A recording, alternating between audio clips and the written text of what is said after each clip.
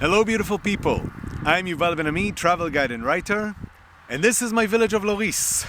For a week now I've been taking you around it, 1 kilometer each day in a different direction, and now you get to see it because we traveled south and you can see the castle and the houses overlooking the valley of the Durance.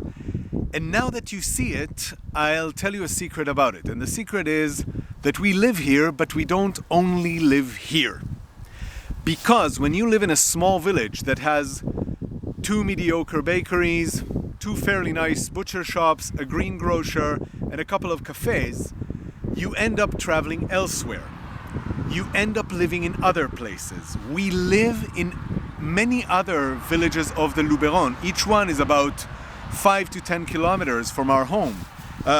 On days when we can travel there, we go to Lourmarin, such a beautiful village just north of Loris, for its playground and for its sheer charm. We often would travel to Coucouron, a beautiful village that has retained a lot of old traditions and that has a beautiful pond surrounded by cafe tables. I can't think of a nicer place to have an apéro or a cup of coffee. And certainly we travel south of here to the cities. There are 2 cities. Actually, we are close to 3 cities. I mentioned one yesterday, that is Avignon. And there are 2 cities that are south of where I am now, where we go more frequently. One is Aix-en-Provence, which is at once a very charming city that's very much Provence, and at the same time, it's like a slice of Paris that was sliced off and placed among the hills. I recently heard that it's nicknamed the 21st arrondissement. It's got a poshness about it, and it's very life-loving. I actually like it better than Avignon. I really praised Avignon yesterday, but I have to say Avignon has the ramparts and the palace and the river, and Aix has none of that. It's knocked down its ramparts and it's lost its castle and it never had a river. All it has is a lot of good vibes and a lot of good food. Actually, I brought a specimen. This is the Calisson d'Aix. It's the famous sweet of Aix. You can see them. They're made of almonds, but they're made not only of almonds. They have orange peel and melon in them, and for a Calisson to be good, you have to be able to taste the orange peel and the melon. And finally, Aix is a city of the arts. It's hometown to Paul Cézanne.